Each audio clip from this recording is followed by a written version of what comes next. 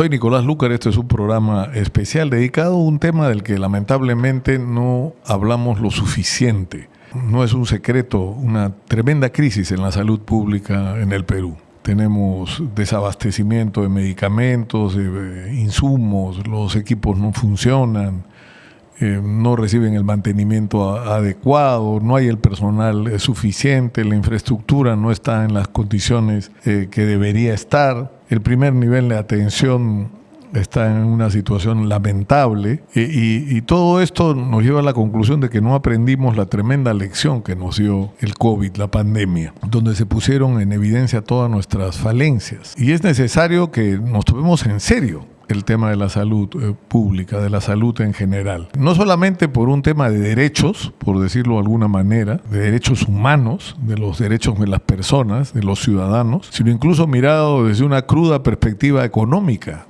desde la perspectiva de la eficiencia. Una sociedad sana, con sus ciudadanos sanos, es una sociedad productiva, eficiente, y nosotros no lo somos, lamentablemente, y vamos a tener que recorrer un largo camino hasta tener el sistema de salud que se necesita en el Perú y que hace rato nos merecemos. Pero uno de los temas que es fundamental y que es muy crítico hoy, los problemas de la salud han seguido avanzando y tenemos que estar al día con la respuesta a las dificultades que se presentan. Y hoy uno de los temas que se ha agregado en general las enfermedades es lo que ocurre cuando una persona entra dentro de una clínica, un hospital, que es el problema de las infecciones, de las bacterias intrahospitalarias, es decir, de aquellos males que las personas no traían consigo cuando llegaron al hospital, pero que las adquirieron en el hospital. Y eso plantea toda una serie de retos, ¿no es cierto? El estar el menor tiempo posible en internamiento para evitar riesgos de contagios, pero sobre todo el reto de la calidad de las instalaciones médicas y de salud desde el punto de vista de la salubridad.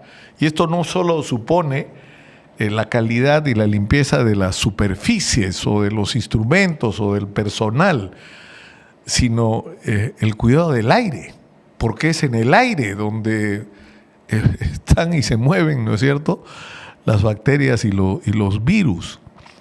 Y sobre todo en las áreas más críticas, ¿no?, donde están los pacientes en recuperación, los pacientes que están por alguna razón debilitados en su sistema inmunológico.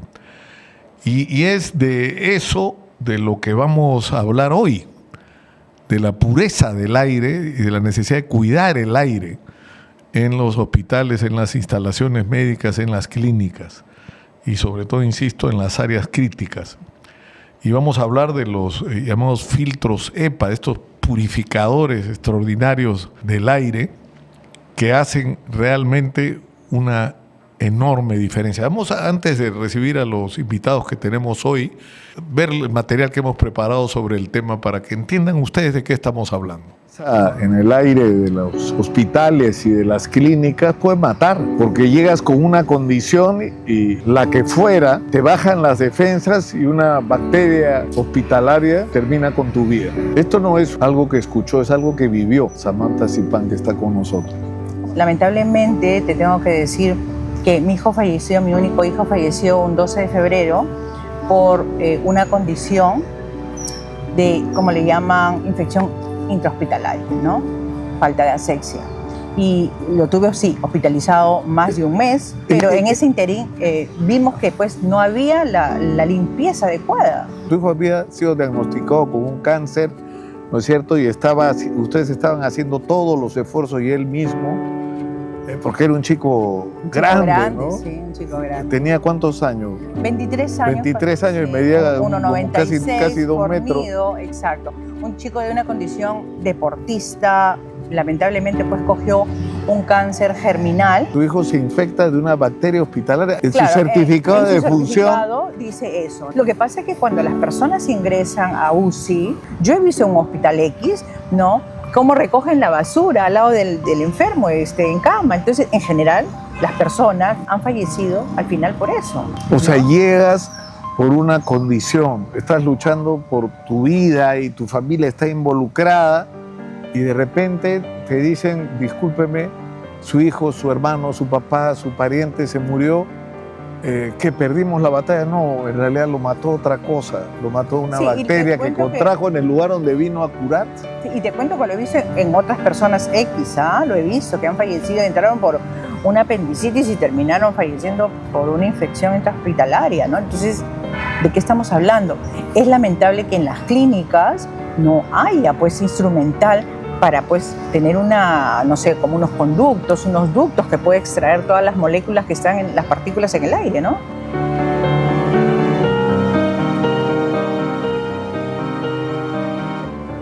En los hospitales peruanos, la limpieza visible, la limpieza aparente, no es necesariamente sinónimo de asepsia, porque no siempre garantiza un ambiente seguro.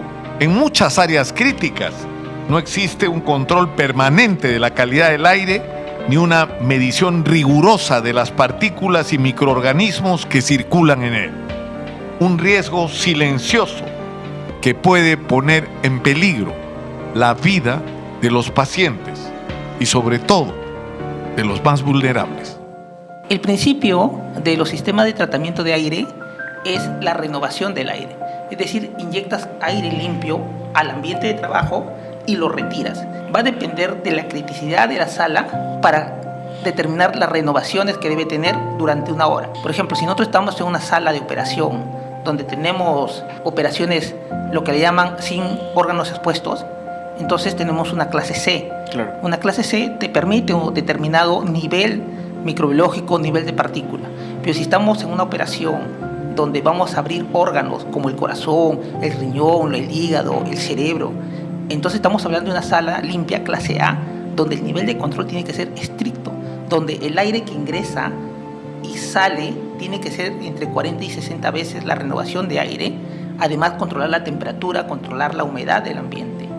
De esta manera, nosotros evitamos contaminaciones cruzadas. ¿Qué significa contaminación cruzada? Lo que se llama en los hospitales infección intrahospitalaria. Una infección intrahospitalaria es aquella que un paciente adquiere durante su atención médica y que no estaba presente al momento de su ingreso.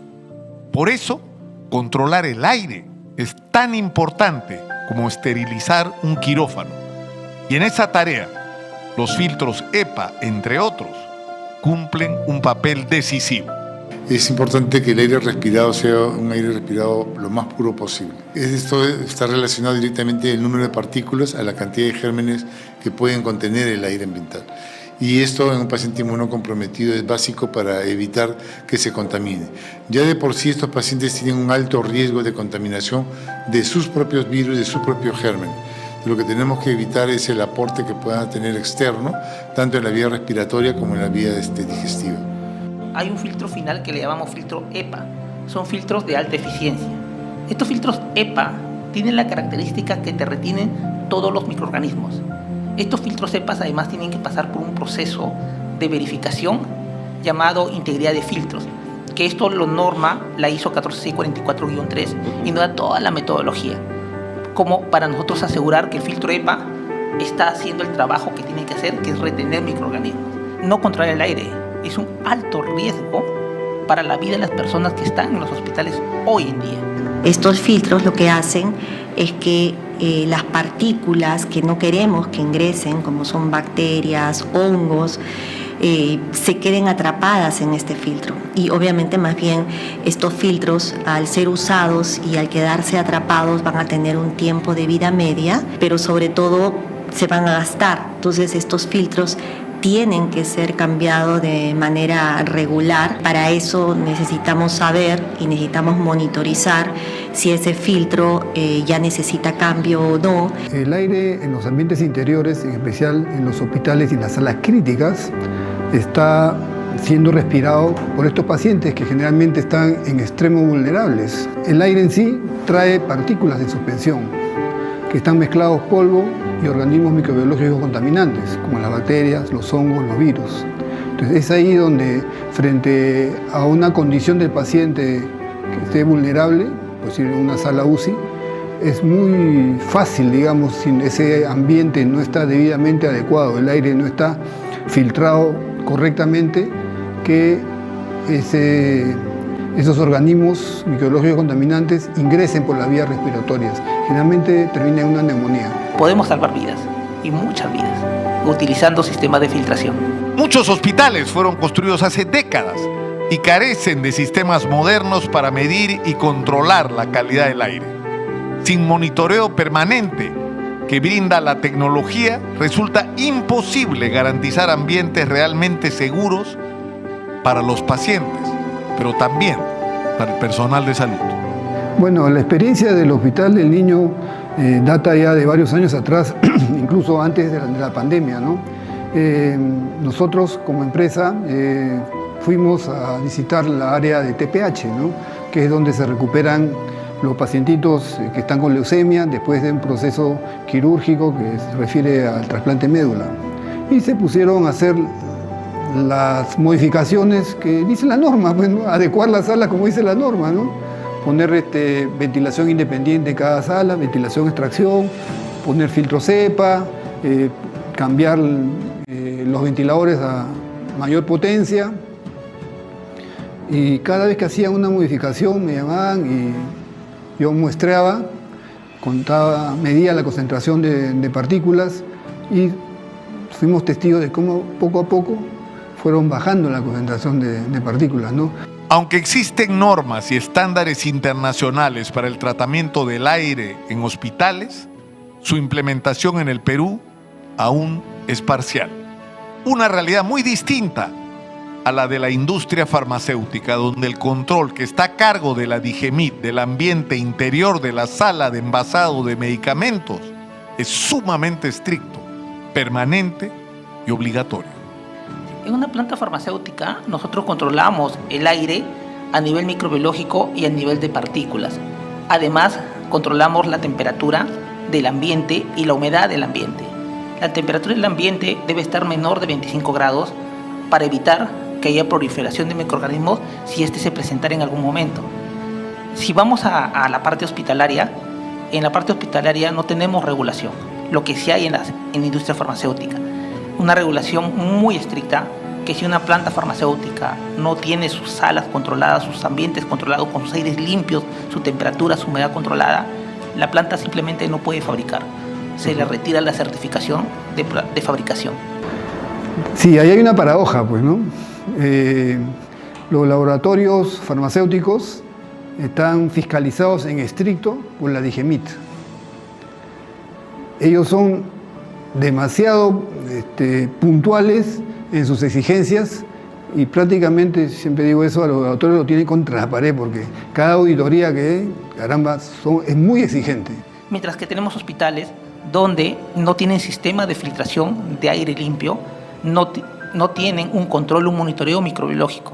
Y no solamente es ahí, sino que también el personal que trabaja en esos lugares tienen que haber sido entrenados y trabajar siguiendo un procedimiento muy estricto para evitar la contaminación. Definitivamente tenemos que tener una base normativa, tener procedimientos, protocolos establecidos para que nosotros tengamos salas limpias que no representen un riesgo para la salud de las personas. Las salas limpias nos garantizan que no existe contaminación en el ambiente, que no existen las famosas infecciones intrahospitalarias, evitar que ingresen microorganismos de la parte externa hacia el cuerpo de las personas que están en un estado delicado de salud. La evidencia es clara, el conocimiento existe, la tecnología también, y están disponibles la norma internacional e incluso la nacional, que es incompleta, pero sobre todo, que no se cumple. El gran desafío sigue siendo convertir esas recomendaciones en una política pública que proteja la salud y la vida de nuestros pacientes en los hospitales. Lo que vimos nosotros como empresa es una solución, es un módulo prefabricado UCI. Justo un ambiente donde se necesita más recibir a los pacientes que como última oportunidad. ¿no? Entonces pensamos en este tipo de soluciones que la empresa minera pues ya atiende desde décadas atrás, ¿no? Hay empresas que proveen campamentos de módulos UCI. Entonces, con el conocimiento que tenemos, tranquilamente podemos, digamos, diseñar con la ayuda de personal técnico de salud y recrear un ambiente aséptico UCI dentro de un módulo prefabricado. Y esa es la alternativa, de tal manera que en los hospitales regionales poder, digamos, pasar todo el equipamiento UCI que tienen ellos en sus salas a este módulo, de ahí poderlo habilitar completamente esa área, poder hacer las modificaciones del caso, y finalmente tendrían dos ambientes UCI, ¿no? De repente uno para pacientes normales y el otro para pacientes infectocontagiosos, que sería una solución.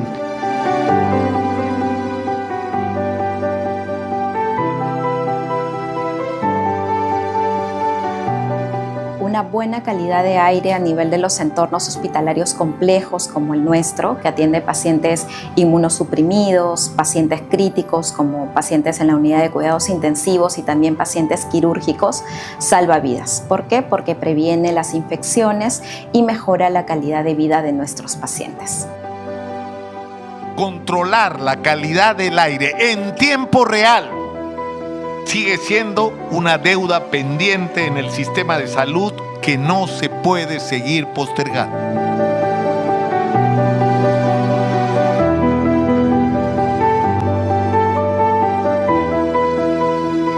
Respirar aire limpio dentro de un hospital no debería ser un privilegio. Es eso mismo, respirar aire limpio en los hospitales no debería ser un privilegio. ¿Ah? Y para conversar sobre esto están con nosotros el doctor Víctor Chávez Pérez. Él es jefe del Servicio de Enfermedades Infecciosas y Tropicales del Hospital Nacional 12 de Mayo. Y está con nosotros también Lisandro Mejía, el gerente general de Samsung Ambiental, que es una empresa muy importante en esto, en resolver este problema, en la pureza del aire, en la distribución e instalación de los benditos filtros EPA. Comencemos con el doctor. Usted es bienvenido ante todo y gracias por estar con nosotros. Usted, doctor, tiene que vivirlo cotidianamente, ¿no es cierto? El problema de la gente que contrae infecciones intrahospitalarias por la falta de pureza del aire, de la superficie, ¿no? Por más esfuerzos que hagan ustedes por salvar vidas, ¿no? La presentación que hemos visto, y bueno, primero gracias por la invitación, es un problema que está pendiente, y está pendiente no de ahora, sino de hace mucho tiempo, y tiene que ver, como mencionó, no solo con políticas públicas en relación al problema de salud, sino previamente de todo el sistema de salud, porque el sistema de salud, inclusive el Ministerio de Salud tiene una oficina de lo que es establecimientos y construcciones. Y eso de ahí, por ejemplo, ¿no?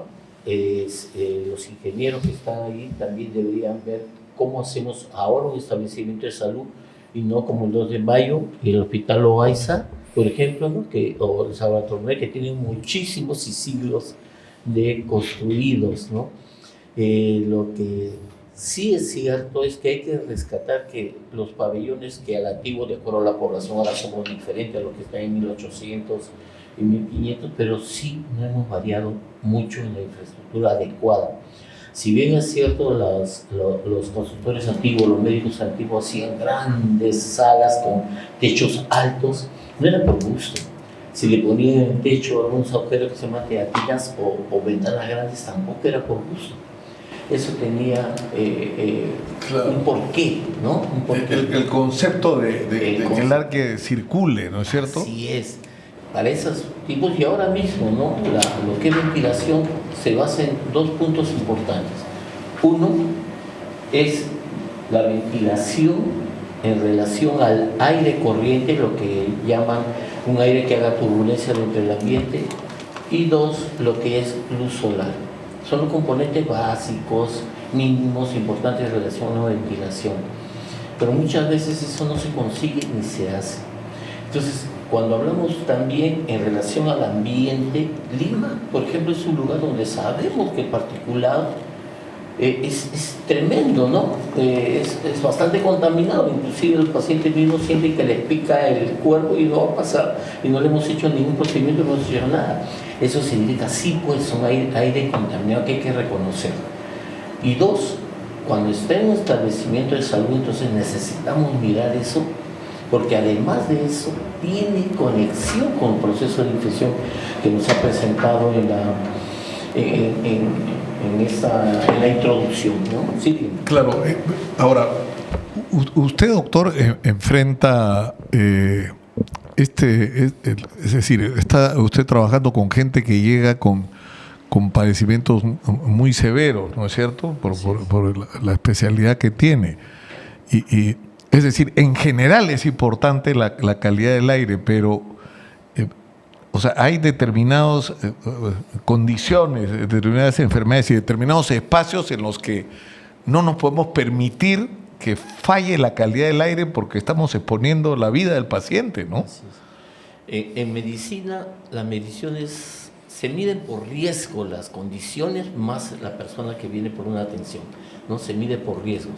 Y las condiciones significa un ambiente a donde vas, a un consultorio, a dónde vas, si necesitas hospitalización, dónde te hospitalizas, y si es en sala de comunes o salas donde están particularizados. Y si tienes necesidad, porque lo que tienes es un proceso infeccioso de una bacteria, un virus, lo que fuera, necesitas inclusive salas donde tengan un ambiente que llamamos aislamiento. Ahora, ustedes, Lisandro, han hecho bienvenido también, por supuesto, Gracias, tu espacio. Nicolás, nuevamente por acá.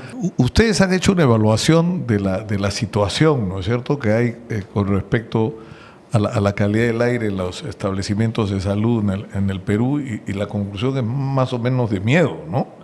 Es correcto, ¿no? La referencia principal para determinar que un ambiente crítico de un hospital, pues una sala limpia, es la concentración de partículas, ¿no? Se mide este parámetro y se toma referencia la ISO 14644-3, donde pone rangos, ¿no? Entonces, para una sala de operaciones correspondería a una ISO clase 5, estamos hablando de 10.200 partículas por metro cúbico. Por encima de eso, ese ambiente está contaminado. Y cuando hemos hecho estas muestreos, estas mediciones en los hospitales, en diferentes regiones, incluso durante la pandemia, ¿no?, veíamos que estaban tremendamente fuera de rango, ¿no? Estamos hablando de millones de partículas por metro. Millones, cúbico. o sea, donde había haber 10.000, había 3 millones. Sí, era consecuencia de que los ambientes no estaban adecuados debidamente. No existía ningún tipo de filtro EPA, ni mucho menos, no había renovación de aire, estaba cerrada completamente el ambiente, la ventilación no existía, y si existía el sistema estaba malogrado, cosas así, no sea para llorar. Ahora, esto lo viven ustedes, ¿no? Definitivamente todos los días. La situación realmente, sobre todo porque no es solo el servicio donde trabajo, sino es todo el hospital, con todos sus componentes de diferentes especialidades, y más aún si la persona tiene un problema, como mencionaban, de inmunosupresión.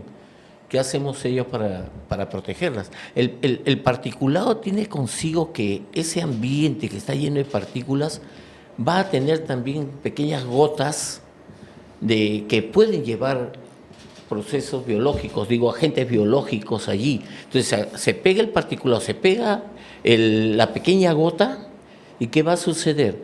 Va a comenzar a ganar peso y va a bajar, y la persona que está en una cama a 80 centímetros o está de acuerdo a su altura, está caminando, lo va a respirar.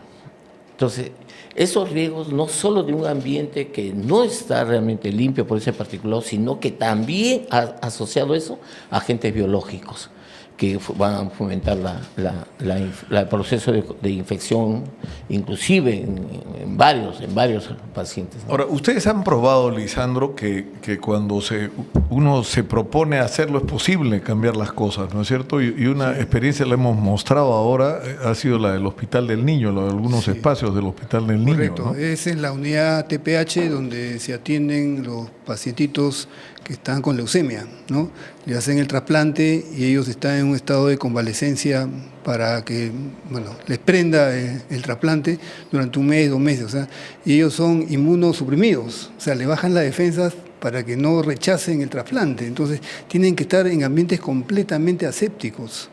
Entonces, nosotros en su momento, ya hace varios años atrás, antes de la pandemia, ayudamos a los doctores responsables de esta unidad a acondicionar la sala, ¿no? Cada vez que se hacía una modificación, nosotros íbamos con nuestro contador de partículas, muestrábamos y vimos cómo progresivamente, poco a poco, los valores de concentración de partículas se iban reduciendo. Y te soy sincero, sin mucha inversión.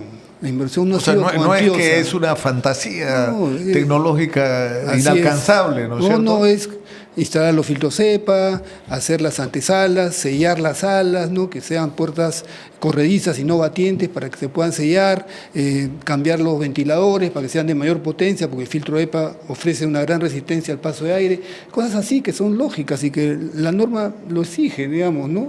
En su consecuencia final. Ahora, lo que hace este filtro, ¿qué es? Es decir, recibe el aire contaminado y captura todo, estamos viendo ahí la imagen, ¿no es cierto? Correcto. Ahí hay una recreación, ¿no? Un diagrama de cómo es el ingreso de aire, ¿no? Se inyecta el aire de arriba hacia abajo y a través de un filtro EPA que está en el techo. El aire transita al interior de la sala, con ello obliga a que las partículas que están en suspensión en ese momento transiten igualmente y salgan por la parte inferior a través de los extractores, en un ciclo permanente. Eso no es que haces una operación de unos minutos de limpieza, sino que es permanentemente estás limpiando el aire. En condición activa cuando hay pacientes adentro, no hay personal al interior, y en condición pasiva. Activa y pasiva cuando no hay nadie. Permanentemente el sistema de ventilación está funcionando. Claro, ahora esto, por ejemplo, en la experiencia suya, doctor, en el hospital 2 de Mayo, o sea, yo sé que están... Es decir, es que es tremendo, ¿no es cierto? Porque si uno habla de cuando yo me he encontrado con médicos peruanos en el exterior que son poco menos que así ¿no es cierto? Unos genios, porque no solamente han aprendido digamos, todo lo que uno tiene que educarse en medicina y en técnicas médicas, sino que han tenido que actuar en condiciones muy precarias, ¿no? Y eso los ha convertido en unos médicos con unos niveles de eficiencia fantásticos, ¿no? Pero ustedes, por ejemplo, ¿cómo hacen en el Hospital 2 de Mayo? En el Hospital 2 de Mayo tenemos un problema ahí en relación, como le comentaba, de los ambientes, en relación a su antigüedad y no modernos y adecuadamente hechos para la atención, ¿no? Esa es una situación, pero también hemos suplido con lo que es inyección y extracción de aire como parte de la gráfica que nos mostró el ingeniero. La situación allí es que el lugar de aspiración del aire, siendo centro de Lima, es con los particulados, ¿no? Entonces entran y claro, hemos tenido experiencia de servicio con los CEPA, los filtros CEPA. Claro, le estoy hablando hace 20 años, porque ese tiempo era un poco costoso realmente y difícil el cambio de los filtros. Y eran muy buenos, lo utilizamos para personas que tenían tuberculosis resistente. Así es. Teníamos uno ahí, como le comento, y esa fue nuestra experiencia, pero sí tenemos sitios de aislamiento, donde tenemos inyección y extracción de aire. Lo que faltaría es esa medición del particulado, porque eso controla los agentes infecciosos que se transmiten por vía aérea. Pero esos son los lugares de aislamiento. Claro, ahora pero son poquísimos, no es el hospital. Claro, pues, ¿no? Y tendrían que ser en realidad todas las salas y las unidades de cuidados intensivos y las salas de recuperación. O sea, ahí el aire tendría que ser, ¿no? O sea, estamos mostrando ahí en la pantalla. Sí, esto es... Porque hay como flujos, ¿no? Sí. Claro, esta es una simulación de vectores de aire al interior de una sala de operaciones. Ahí se puede ver la mesa de paciente y el personal médico al costado, ¿no? Se puede ver cómo esos vectores de aire transitan al interior de la sala, se desplazan en su interior y salen en forma homogénea. No hay turbulencias. En el momento que hay riesgo de turbulencias, hay riesgo de adherencias, que es lo que aspira el paciente finalmente, ¿no? Claro, ahora... Esto, como usted dice, es alcanzable, ¿no, Lisandro? Correcto. Cabe mencionar de que lo que mencionaste en el reportaje, ¿no? Que lo ideal sería tener un sistema de monitoreo en tiempo real, ¿no?